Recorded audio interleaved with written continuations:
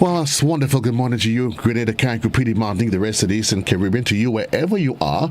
It is Monday. It is the 15th day of the month of November. Welcome to The Point for today. We're just at the midway point of the month, didn't you realize? And Christmas is slowly it is getting here. Whether you want to believe it or not, it is on its way. My guest this morning certainly is no stranger to the GBM Network, is clinical psychologist Dr. Augustine Panchoo. And this morning we'll be focusing on men's health. And the conversation comes on the heels of this weekend's observance of International Men's Day. Doc, it is a good... Where did Doc just vanish to? Okay. Well, Doc just literally vanished. International Men's Day is this weekend, and certainly we'll be focusing on men's health as it is. Not just as you go through. I think the COVID-19 pandemic has exacerbated a lot of the issues that men, normally as a gender, that we go through. Just the daily rigors of life, the responsibility, the demands and asking, whether it's that of understanding and accepting your responsibility as a breadwinner, whether it's that of accepting your role and responsibility to your children, your boys, your girls, whatever it is, trying to fit in the mold of life. Definitely, men on any given day, we're faced with a barrage of issues. And the question, how do you cope with it? How do you cope with the expectations, Doc, of what is over and becoming an over-expansive expectations of men? Good morning to you, Doc. How was the weekend? Oh, good morning. Good morning, Joe. Good morning, listeners. My weekend was pretty quiet. I did spend a lot of time indoors this weekend, trying to get some work done, but I had a good weekend. Absolutely healthy, feeling well, vibrant this morning and ready to go. It's the start of the week, and normally if you start the week in a good positive mental attitude, that tends to transcend itself throughout the rest of the day and hopefully the rest of the week. That's where I've started just the same. Absolutely. That's my belief too. Yeah. Today we want to focus on men's health, and I'm saying that men's health, this conversation comes on the heels of Sunday's observance of International Men's Day. And there's so much expectations that rest on the shoulder of men.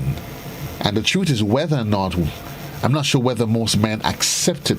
But at the end of the day, there is a reasonable expectations for us to deliver, whether you want to believe it or not.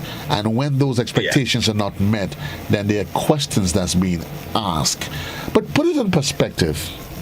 The role of the male, the role of the man, contextualize that for me in terms of what society expects of us. Right. And Joe, this is an absolute gem of a question that you started off with.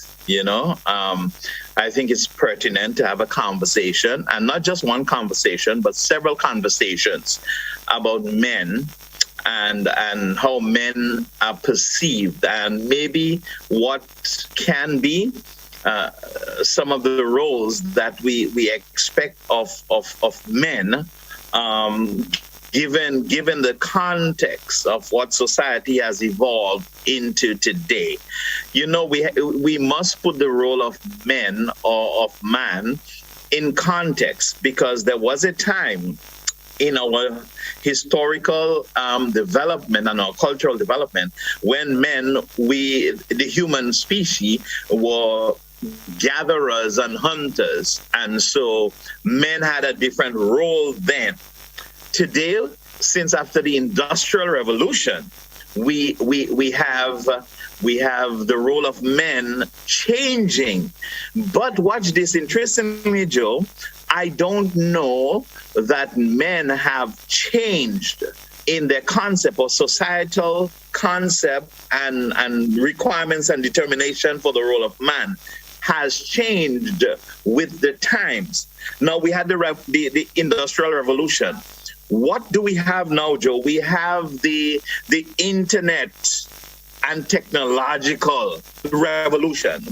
We have not caught up We have literally not caught up with the times we're living in. And so the role of man and men, has not evolved with the times. So when you ask me, put it in context. I want us to focus this today because there's so many things to talk about when we talk about psychologically the man and his psychological health and his emotional well-being. I want to talk today about how society, and that's why I said the question you ask is really a gem, how society has shaped the 2022 man. How society has shaped the 2022 man. I know we're not saying the 2021 man because we're looking futuristic. Yeah. We're in January now. We're celebrating Christmas already. We're in January. So what has happened? Right. So what has happened? Let me give a working definition of men. Men are boys who are often taught lessons, terrible lessons, from the time they were young. And those lessons have now resulted in you, Joe, and in me.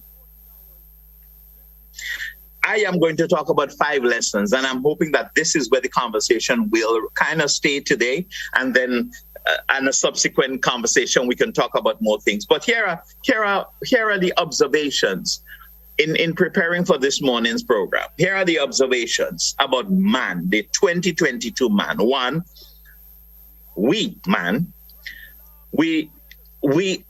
society expects us to suffer physical and emotional pain, but we must do so in silence. Okay? That's one premise for the 2022 man. 2, a man shouldn't seek warmth, comfort, or tenderness. Okay? 3, the qualities most admired in men as we prepare to enter 2022 are bravery, strength, and anger. Any other emotion is weak, and weakness is unacceptable. Number 4, that's the premise of our discussion this morning, as we look and define and look forward to the 2022 man. Number 4 says a man shouldn't depend on anyone, because asking for help is weakness, and man shouldn't be seen as weak. Number 5, a man should always win.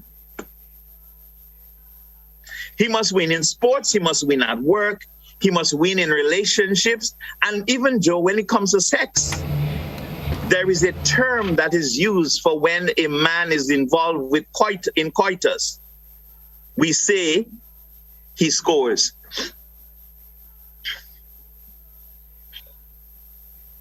Interesting. So when you ask me to define man, these are the 5 things that I have come up with my experience also being a man and my experience working with men and understanding them. These are the 5 things that I think stick out with me as we enter into 2022. Now, Doc, I mean, you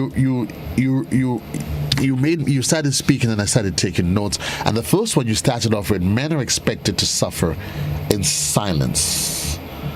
Yes. Now, let's start the conversation there. And because, you hear a lot of things about the male specimen. Right. But the reality is that society, and if you go through all of the expectations, they have, whether intentionally or subliminally, they have fashioned us, they have forced us to behave a particular way. And very often, the very way in which we're forced to behave is the very thing that suppresses some of the emotions that makes us really human. And then men are then chided and scolded for not being that. Is that in reality? That's what's happening in our society? Absolutely. Joe, you are the psychologist this morning. Because that's what has happened. You see, society expects a certain kind of man. There's no question about it. When you look at our Judeo-Christian upbringing, the way we were brought up in church and Bible times, okay? Right. Which many of us have a lot of problems with the way men are seen and perceived and expected to behave, right? When we look at that and we look at today's society, society has a lot of expectations, and they're supposed to, Joe, society, our families, the country, the world are supposed to have a lot of expectations of man, of you and I. There is no question about it. However, the way society and the rest of the world have cultured us, have trained us, have imbibed us, have the way that they have shaped our destiny, there is always a conflict between the way they treat us, train us, and the way they expect us to perform. And Joe, that is the greatest conflict of man. It's a horrible way to feel. It's a terrible way to put our boys. And Joe, not only are we celebrating the month of the elderly in October, we celebrate the month of the child. We celebrate International Mental Health Day. We use the International Day of Men. Listen, we put so much in October and in November. And I have a philosophy that says, when we talk about, protecting our children, and we talk about safeguarding our children and loving our children, there is got to be a great part of this conversation has to do with men. Because the men, we are turning out to be the way that society doesn't want us to turn out. But albeit, society is the one that's training us and shaping us. Let's go back, because we started the conversation, and I want us to predicate this on the notion that we're going to assume reasonably that I think it is generally accepted that we're a Christian nation. And you did hint to the fact that some of the very things that we conform to is because of those beliefs. How do you juxtaposition that traditional biblical training in terms of the man is supposed to be the head of the home? He's supposed to be the bread winner. He's supposed to be, you always have to bring the beast out of him, because instinctively, from early days, that's the metal of the man that you need. How do you juxtapose that to a more modern society? Yeah. Where we've seen the evolution of the role of the woman, and the man, his role, still coexisting in that evolving door. Yeah. And there is no question. I believe, Joe, I believe with all my heart that those biblical standards that were set were predicated on unsound philosophical underpinnings. I really do believe. There are certain pieces and there are certain people who teach biblically, right? And they can support it from the Bible that women shouldn't talk in church and they have to ask questions when they get home and what they should, during the menstrual cycle, they shouldn't be in the congregation.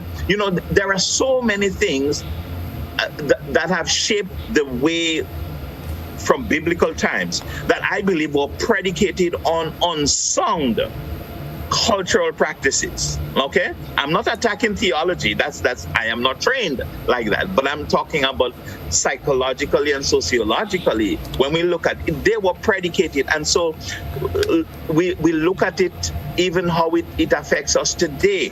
Okay, how that has trickled down in who we are.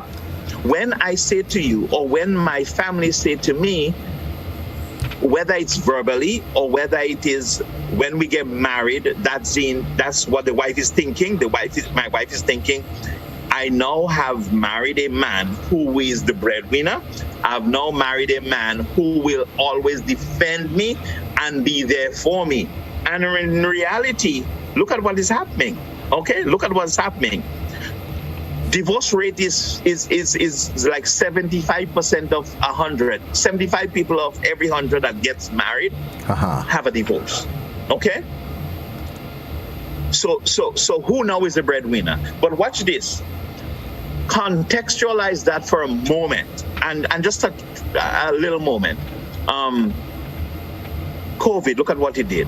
Caused many men, thankfully, you and myself, we were able to be versatile enough to still have a job. But I see people on the street, men whom I know and interact with, who have lost their job. Right. The role of being the breadwinner was taken away from them. Okay? What does that say now to a man's ego, his self-esteem? The expectations of society upon him, what does that say about him and of him? You see what's happening? So I want to insert a concept. Joe, when we look at the way men respond emotionally and psychologically to the stresses of life, suicide, verbal aggression. I'm introducing it now, but I want us to take it a little further later on. Right. You know, the stresses of life. So you say that all of this lack of emotional show is predicated primarily on the fact that even from growing up, you were told, you sing the little nursery rhymes. If a little boy he falls and he cries, the parents get angry. Why should you cry? A little girl, she falls, they get her and they pet her up, get up, don't cry. And it is interestingly that many would argue that it is the very females within our lives that has fashioned us that way, and then under the reverse, they tried us for being exactly what they've trained us to be. Don't show emotion. Joe, I will not steal your thunder with that point because this is so powerful. Okay, watch this again.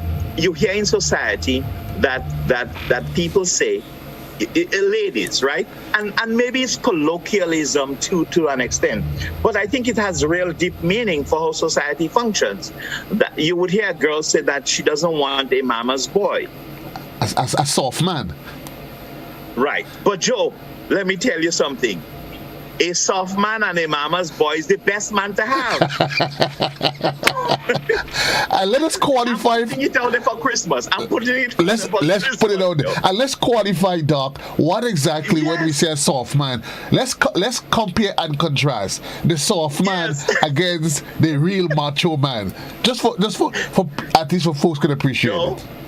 Joe, a soft man is a man who is intrinsically in tune with the emotions of his family and his wife or his significant other. That's a soft man.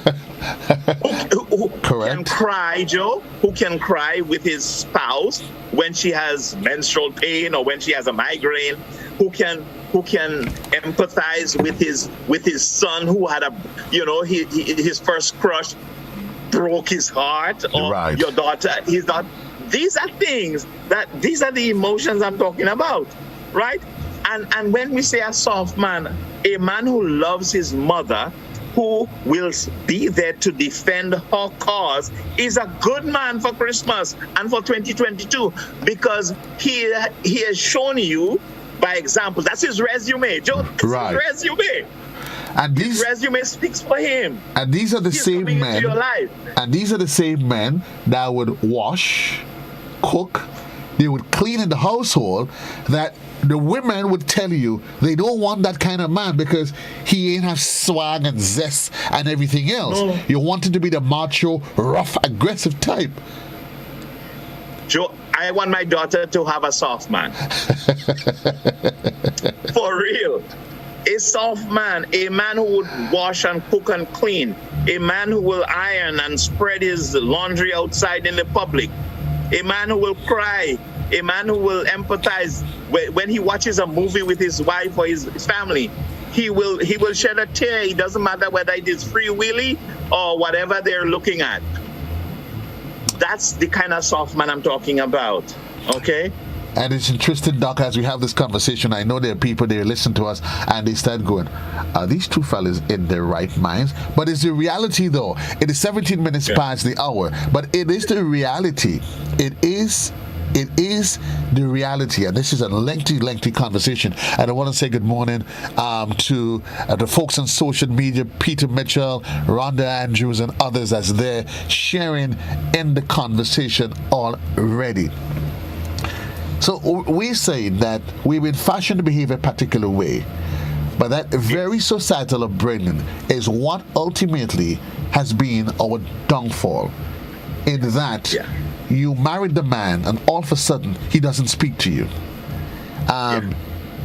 You watch, he is into the hardcore movies, and then mommy is saying, I don't want you watching the movies that your father is watching, because he doesn't want to watch romance and these fairy tale stories because it's not part of his mental psyche. Do those things, Doc, then translate to some of the other issues we have in society, where the lack of patience, the tolerance, this over-aggressiveness that is asserted by our males in society, and that lack of tolerance? Yes, Joe. You know the movie channel LMN, I think, right? Lifetime Movie Network, right? I tell you a little secret though. It's actually it is one of my favorite channels. The only time I get angry is when they say it's television for women, and I'm like seriously, but I'm watching you. There you go. You see, there you go. Even society has labeled that channel as a woman's channel. But it is not a woman's channel. It's an emotionally charged channel that speaks to real life situations and speaks to people expressing feelings and emotion. And Joe, we don't have a very emotionally attuned male 2022. And maybe that's where you and I come in, where we can, through this program and other means, seek to help our males and our boys growing up to start thinking. And I know it's going to always be awkward, because it's awkward when you are in a situation where your peers look at you and they wonder, what planet are you from? Because you're empathizing and you're crying and you're being soft. And while we say that, Doc, we want to be very clear that we do appreciate that there's a time and place for everything. We don't expect that if something is happening, the man starts quivering and no, I'm afraid. That is a different side of the conversation. What we're asserting this morning, that it is okay for a male to show emotion. Absolutely. But Joe, you know what? Even in this little conversation, I want us to be aware of something.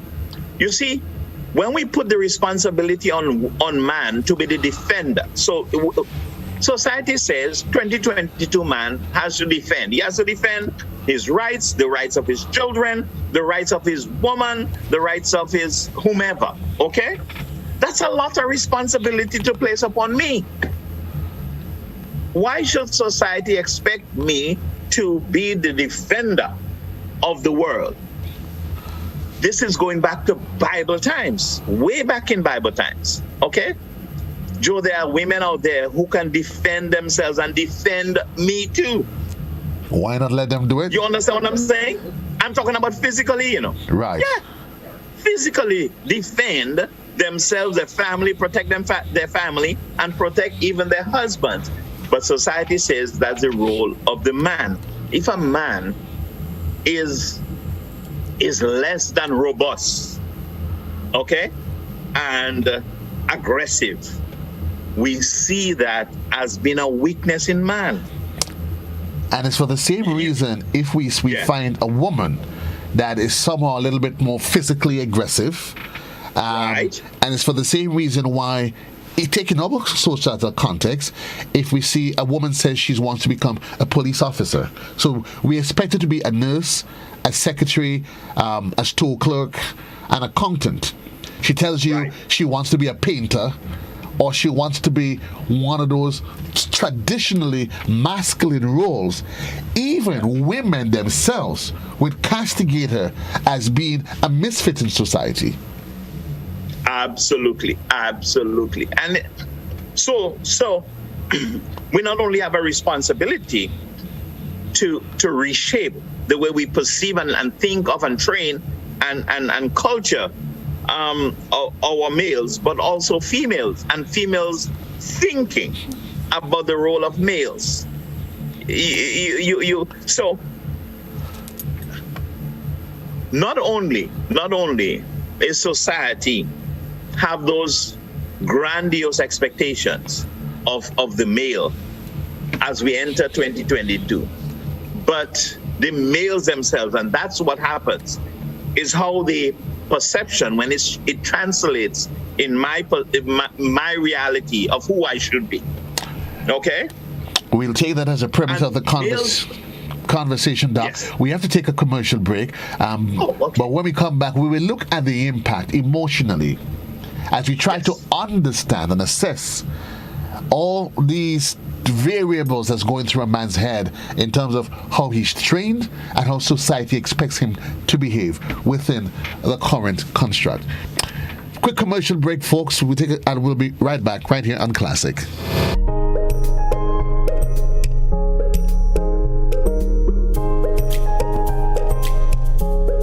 Stop the spread of germs that can make you and others sick. Cover your nose and mouth with a tissue when you cough or sneeze. If you don't have a tissue, use your elbow. Wash hands often, especially after coughing or sneezing into a tissue.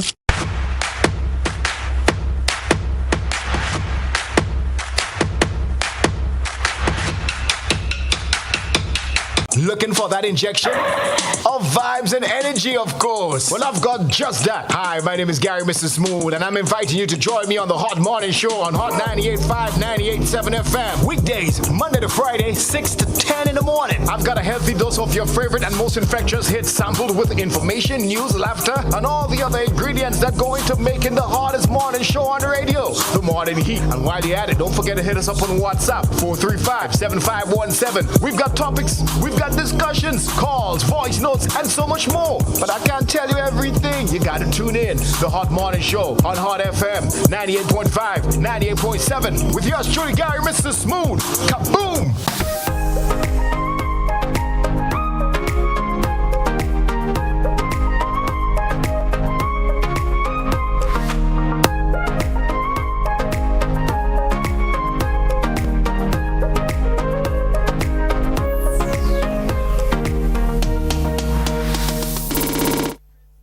Thank you. Welcome back to The Point. 25 minutes gone past the hour in the morning time. We have a caller that is on the line. Good morning, caller. You're alive. Good morning, Joseph. Yes, good morning, sir. And good morning to your panel. But something about the doc says about a soft man. No, we know that the society they change around languages or words. So when he says soft man, even though he explained what soft man really means, but society hear things, they explain how they want to say it. So I want him to use another word besides soft man. As a psychologist, I think should have another word in his repertoire to speak besides using the word soft man. Okay, and that's what I want to say. But thanks to the good program and listen, but soft man, sending something signal to the people who doesn't understand what soft someone really be. Okay. Right. What do you prefer, Papuntan? No. You could because when God make man, All right. He make man. Very he make good a woman to question. them. Very good Okay. question. Okay, so what? Yeah. Okay, no problem, sir. No, Yes, dog. thanks the call, and I'm glad that he said that we went ahead and explained what we meant. And no, a Pafuntan is not a soft man. A Pafuntan is a chupidi. Right. So let me caller, when we talk about a soft man, We're talking about an emotionally intelligent man. And Right. and there are theorists and psychologists and sociologists who believe that it is better for society to have an emotionally intelligent human being than to have someone with a degree. I'm going to say that again. Right. In context of life, okay? I mean, jobs and stuff is different, because you could have your degree and be the best at what you do and not be emotionally intelligent. However, in terms of regular day-to-day life, when you talk about family, you talk about work relations, and you talk about relational stuff, it is more conducive, it is happier times to have an emotionally intelligent person around you. Joe, it is better to have an emotionally intelligent boss than somebody with a PhD. Okay? Because that person is in tune with Joe. Let us take the next 2 minutes, Doc, just to break this down, because you hear a lot about emotional intelligence in the workplace, in the use of it in relationships. Let's just take the next 2 minutes to get to really an appreciation of what is it we are referring to when we talk about an emotionally intelligent man. An emotionally intelligent man is a man that has two broad-based capacities. One, that he understands his own emotions and feelings. Okay? So the premise is that, one, I understand. I understand when I'm happy. I understand when I'm sad. I understand when I'm angry. I understand when I'm embarrassed, when I feel guilty. These emotions, these are powerful emotions. And a man or a woman who is emotionally intelligent has the capacity to be in tune with his own feelings and emotion. Secondly, an emotionally intelligent person has the ability to capture the essence of emotions and feelings in others. Right. So that's a complete emotionally intelligent person. And so, Joe, for example, your coworker walks in and you're teary-eyed. They may not even have to ask you, Joe, what's wrong? They may put a hand on your shoulder, if that is appropriate, Right. and cry with you. The reason why you're crying or teary-eyed could come down the line, maybe tonight, next year, or never. But they're tuned in with Joe's feelings. They're connected. So that they can empathize. It's part of how the human... Watch me, Joe, this is so exciting. Our ability to empathize with others and feel emotionally and be in tune with them is something that we are born with. It's part of our peripheral nervous system response Right. to the world around us. Do you get the sense that in many cases, and I know we've highlighted that, it goes back to the way those early years when we were told what to do, what not to do. Let's take fast forward. Baby, you go through the baby years, teenage years, you now become a grown man, and we're dealing with the issue of sexual violence in society. And in most cases, those sexual crimes, most cases is committed by the male against the female. Can it then be determined? Because I've often said that a man that hits is a man that is weak. Weak in the context that he's not able to connect with his inner self, the softer side of him, to express what's happening to him. You know, honey, darling, sweetheart, I'm not making enough money. I'm not feeling fulfilled because I am not satisfying the role as breadwinner. So maybe the woman makes more money than him. So he decides his way to counteract that would be to, you know what? Put her in line. Yes. Can we determine therein lies half of the problems in life? Well, I don't know if it's half, but therein lies a great part of the misunderstanding of our role. Okay?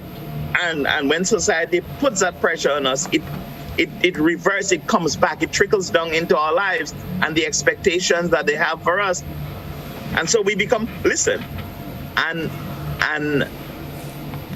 a human being that's not emotionally in tune with his life or his emotions and those around him is going to be an aggressive, violent person because they are irrational. If you understand what I'm saying. He always reverts to his base instinct. Yes, to be aggressive. And the base instinct, the id, according to Sigmund Freud, yes, is the aggression, is the animal in us. And all of us, Joe, each person has the instinctual side of us, right? That doesn't go away. That's the survival mode. And so when the man, 2022 man is threatened, whether it's job loss, whether he thinks his girl is cheating or she is cheated, you understand? Or his family didn't say thank you because as a man, he brings home the bread and the people are supposed to acquiesce to him and to worship or to say thank you. When that doesn't happen, he goes back in his basal, primitive brain capacity. That's where aggression, that's where a lot of males go to when they are threatened. And that primitive element has nothing to do with where you are on the academic scale, Doc. No, it doesn't. It doesn't. It doesn't, Joe. And that's a very interesting piece. I was trying to get a better word of how we are, because the most intelligent, the most good-looking of us will resort to that basal, primitive brain non-thinking, because it's the animalistic side of us and it doesn't think. It is not logical and it doesn't reason. And is it for that very same reason why, and it comes across even in the workplace, that if a woman naturally comes to you and she's seemingly gentle, men tends to react as though it's an invitation to treat of some heartwarming desire? If she comes across as being aggressive, then they see her as this, what? They find all of the negatives in society to say about her. Oh, well, you have now tapped into a sociological concept right there, Joe. Maybe that's a continuation discussion. But there is a lot of truth to what you have just said. Males find it difficult to understand, and you would hear them. My girlfriend is nagging, my wife is nagging, or she is too aggressive. No, because you know why? What this is saying is that society has taught that that's the role of a man. In other words, to defend, to be aggressive, to take charge is the role of a man. Well, of course, you and I, we have already established that there is a time and space in our lives and our relational stuff for that to happen. But we don't own the domain of aggression and straightforwardness. No, we don't own it. And males who think that they own it are going to struggle in 2022 and beyond. A man finds it difficult to cry, and while at it, and it is quite a conversation that's taking place here on social media, as you can well appreciate, Doc. Certainly, for those of you on the inside, the number is 435-2041. You can call directly into the studio, but certainly the comments, I'm feeding as well off of the comments as they come off of social media. One of the contributions, the person they're saying, they're making reference to crying. This gentleman is saying, listen, I love my mother to death, but I couldn't cry at her funeral.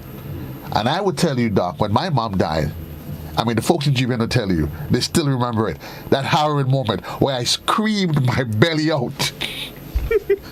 I cried the day, I cried during the funeral, I probably still cry all now. Is that normal? Is it normal on both sides that you'll have one, in my case, where I openly expressed my feeling, another case, some will say, up to now they haven't cried. What is the disadvantage, the advantages and disadvantages of both sides of the coin as it relates to males? Excellent question, Joe. And you are right. Society has normalized both to an extent. The one that doesn't cry, okay? I remember I was 16, I lost my grandfather. Powerful male figure in my life. Right. And on the day of the funeral, while my mom and my aunts and other family, they were bawling, I was sitting on the side of the road, being straight-faced, Joe, straight-faced, because I was in secondary school, and I dare not let my peers see me cry. Joe, do you know that it took me until I got to graduate school at the age of 29 years old, when I entered graduate school, to do clinical work and psychology, Right. for me to start to grieve for my grandfather. And I was 16, so it took me almost 14 years to Wow. come to that point, to be able to grieve for him. He was so significant in my life. Society has normalized the idea that if you cry, you're weak, because men don't cry. And we're saying it, and I don't want it to sound cliche-ish, but it is kind of a truth. But Joe, thank you. Thank you for crying at your mom's funeral. Well. Thank you for bawling out. Thank you, because you were an example to the younger ones to say, you know, Joe, on radio, you're not a grown man. Yeah. Believe me, Doc, as you go to take this call, it helped me to turn the corner and deal with what I was feeling on the inside. We have a caller that's on the line. Good morning, caller. You're live. Good morning, sir. Good morning. Go ahead, please. So, you and I are soft men. That is why normally we don't get ourselves into trouble. A soft man is a man who is emotionally stable. In other words, he don't get vexed easily. He's able to control his temper. He knows what perhaps someone is doing, but he rather to keep it to himself and work out the remedy, as he would say, in his brains, and don't get himself into trouble. Most women believe that these men, they cannot defend themselves, but they defend themselves just by not committing themselves. And this is my concept. Mr. Panchoo made a good analysis. I expect him to, because he's a clinical psychologist of a soft man. So, Joe, both you and I are soft men, and I'm glad for that, for both of us. We'll go to heaven. Okay, welcome to the club then. I'm hoping that your kids or your family or even your co-workers or your little community on the block knows who you are and could identify with you and say, you know what, yeah, man, the way that man does family, the way he treats his wife or his children or his community, that man is a different person. And that's what we're talking about here today, you know. It's interesting, Doc, that I've always been of the notion that the way a man would treat individuals, women in his life, would be a reflection of how he would treat his own mother. And it comes back there again to where we started the conversation, that for men, because they will tell you that the men tend to be close to their mother. They tend to be, right? But that is the very essence of who you are, comes back to what would have been imparted onto you in those early cognitive years. And that's a deep conversation as to what we tell ourselves we should and shouldn't do. We keep our eyes on the clock. Remember, folks, you can be part of the conversation as well. Good morning again to Elma James, Rhonda Andrew, and those of you that are on the social media platform. While we touch on men, in order to even understand the way a man would react, it would be remiss of us if we don't, for a brief while, touch on the way women are also cultured. So that they're supposed to be what a little girl's made of, sugar and spice and everything nice. What a little boy's made of, snails and all the gruesome things there is. And you grew up, Doc. So for not just my generation, 3 generations ago, that's what we have been taught. Is there a point now, as we move into the 2022 man, that we need to make a paradigm shift and recultivate what we plant into our men, refashion our thinking as we go forward? Yeah. Societal expectations, not just on the male, but on the female, has been brutal. And Joe, there is no question that what society has done to our females is traumatic and it is unkind.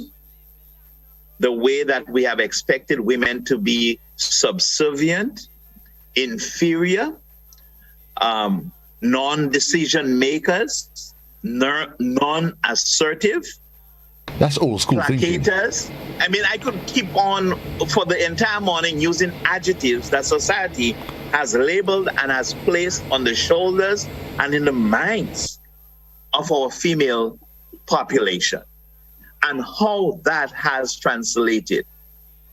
You know, I'm watching my community. Doc, just hold that thought there for me. I don't want to lose this caller. Good morning, caller. You're live. Good morning, JC. Good morning, Dr. Panchoo. Good morning. Soft man is a man that have too much of love. When you give somebody an inch, they want a whole mile and they take you advantage. So, JC, help me. Take it over. Back to you in the studio. A soft man is a man that have too much love, and the more you say it comes across comical, but it's the reality that the very thing that you do not necessarily would want, that the female or society don't want, or they would determine, they say openly they don't want, and those are the very elements at the end of the day that makes the difference in how a man and a woman interrelate with each other. Yeah. And Joe, so what is happening here? Okay, so let's just do by extension today. Okay, in every facet of life, we want attorneys, we want male teachers, or teachers on a whole. We want our politicians to be in tune with the emotional understanding, because when, I mean, the history of of Grenada, we've never had a woman prime minister yet, right? And so we have always had males. Have you asked yourself why this is so historically, that we have only had males who have become prime ministers in Grenada? And if you look throughout the Caribbean, very few, you know, Dominica had one and Trinidad, etc. But mostly males. Why? The expectations, Joe, is for the male to take on that leadership, that all-domineering position in life. And just for the purpose of edification, Doc, we just want to share. Of course, you had Eugenia Charles, Lady Eugenia Charles in Dominica. We've had Portia Simpson Miller in Jamaica. Oh yeah, and Jamaica, right? We've had Trinidad Besesa. And currently we have in Barbados, Mia Motley. One of the most powerful prime ministers. Mia Motley. I've often said the channel, but before we do that though, we do have a caller that is waiting. Good morning, caller. You are live. Welcome to the program. Good morning, Joe. Good morning. Recently, in conversation with a woman, a grandmother, she told me that her son used to take his son to school, so that's her grandson. And so the father would kiss the boy before they parted. And she told me that the father had to stop because his classmates will tease him after and rail on him and talk about this. And I think sadly that the father stopped. So how do you think about that? Because I think a lot of times when situations like that come to us as men, we gravitate towards the side that says you must be mature and not hold on to what we know is right. Dr. Panchoo, your comment. Doc, I'm happy you have to answer that and not me. Yeah. Caller, thank you for highlighting this piece, but this is a regular day-to-day experience. You see, Joe, as more men become more emotionally in tune with their responsibilities, and as they have become more educated and realize what society has been doing to us, more men are reaching out. So Now you have males dropping off their kids and hugging and kissing. And there is no question what the color highlighted there. It's going to take a generation of psychoeducation and retraining of the brain and the mindset and societal injection of new concepts for something like that to go beyond a certain kind of years. You know, when your male child is in preschool, hugs and kisses your daddy, but by the time they get to standard 1 or grade 1 or grade 2, children are wondering, if father kiss him, you know. But Joe, this is absolute. You know, my son is 30, and I hug and kiss him when we meet on occasions because it's important. And it's interesting, though, that as the caller said, if we look at it, these are children at age, they are school children. So they were still at school age. So what they are expressing is a reflection of what is being taught at home. Yes. Mm-hmm. And it's also a reflection as well that we in a society where a greater and increasing number of our household are single parents. Again, so what is missing there, it only shows how the absence of the male figure, how it affects the way the psyche, because if you come from a home where you're used to your daddy kissing you and hugging you, I tell my boy I love him every day, I kiss him, I hug him, daddy loves you, and there's no argument over that. So you see you see the spin-off. Why it's important that men should take their role, their role of fatherhood seriously. It is the starting point where the change begins. Yes. You couldn't have said it better, Joe, and so I'll just leave that right there with our audience, because that is absolutely perfect to say and the way you said it. Now, the hour is quickly on. We have just about 5 minutes or so left in it. I'd have a caller on the line. Good morning, caller. You're alive. Good morning. Good morning. I'd like to know how the ills of society can be addressed without being God-fearing. How can the ills of society be addressed without being God-fearing? Yeah. Thank you, sir. Yeah. Well, if I understand the question, Joe, I think our nation is considered to be a religious nation, because enshrined even in the preamble to the Constitution establishes Grenada as a Christian nation. I don't know that people in Grenada are not God-fearing. I think they are. When you look at the statistics, and I'm glad that we're now doing, taking a new census, 98%, 99% of our population claim some form of religion. Okay, that's a lot. Right? So, caller, if you're talking about fearing God as respecting for him and the virtues of Christianity and what we are taught in the Bible, I say that those values, some of those values are still pertinent and for us to live by, Joe. Because when you read the laws and the character of God as exemplified in the Bible, it's about goodness, it's about mercy, it's about love. And so that's what I get from the question. And just to add from it as we get ready to round that, remember the whole concept of our spirituality. It goes beyond whether or not, Doc, I go to church every Sunday morning, whether or not I hold a Bible in my hand, because there are individuals that you realize morality, and it goes across religion, as you said, it is predicated on the fundamental biblical teaching.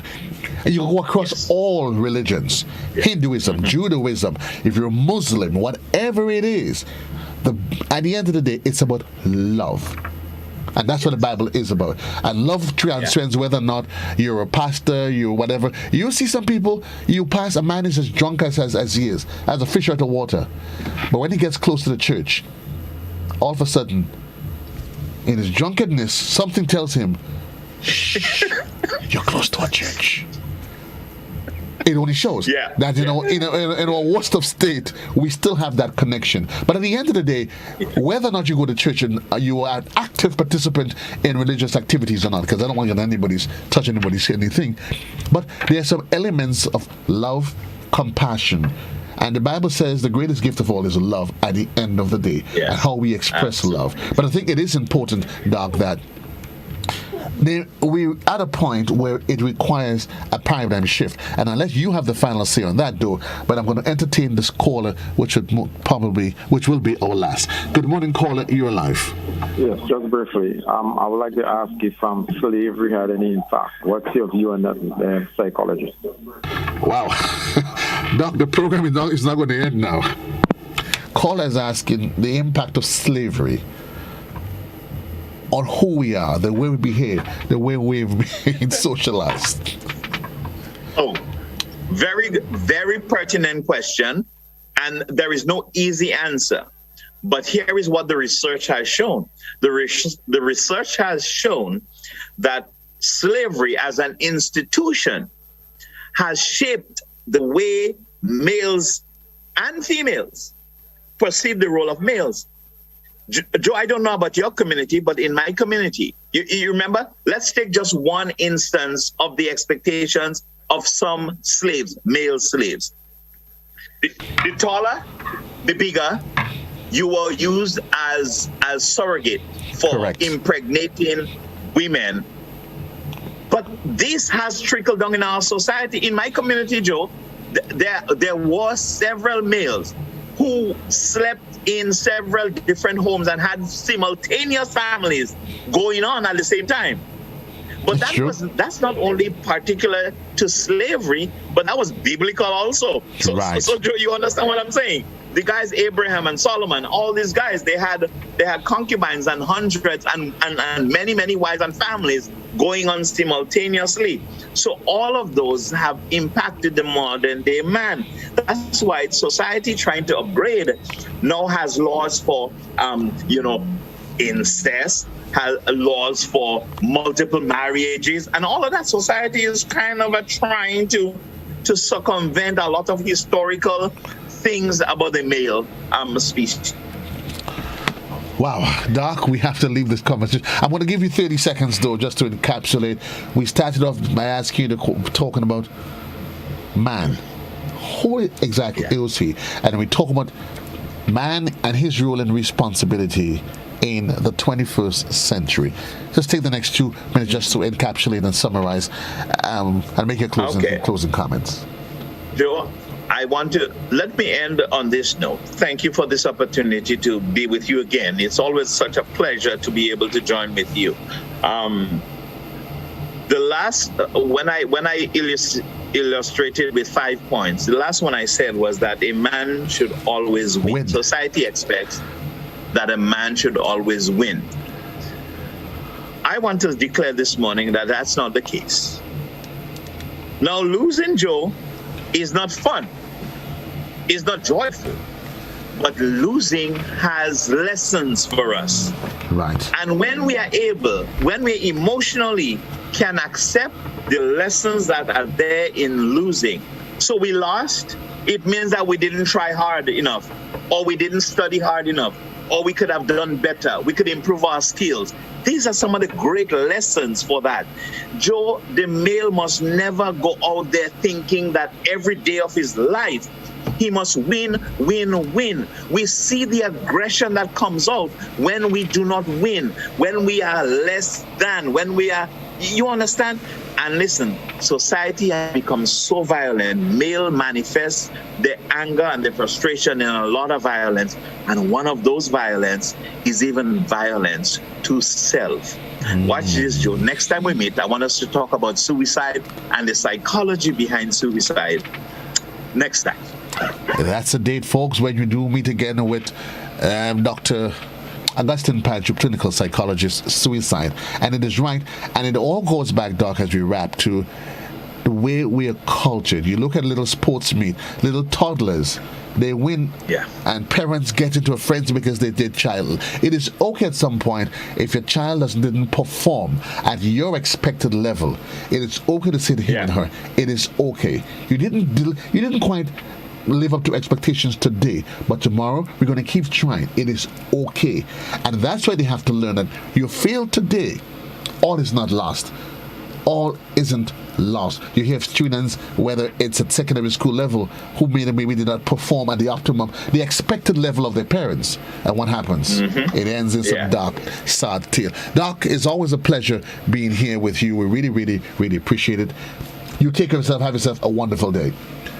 Folks, my guest this morning, Dr. Augustine Panchoo, but unfortunately, following the conversation on social media, we could have this conversation all day. I know it is one of those really intriguing conversations that we can't have all day, but all things being equal, we have to say goodbye for now. Until then, I agree, Peter, that man must we must respect each other. Not just respect another man, but we must respect each other, male and female, and appreciate our diversity in an inclusive society. Until then, JC loves you. We're getting ready for, you know what, it is 'tis the season. We will be all over the place having fun, folks. Until then, so long. JC loves you. Have yourself a great day.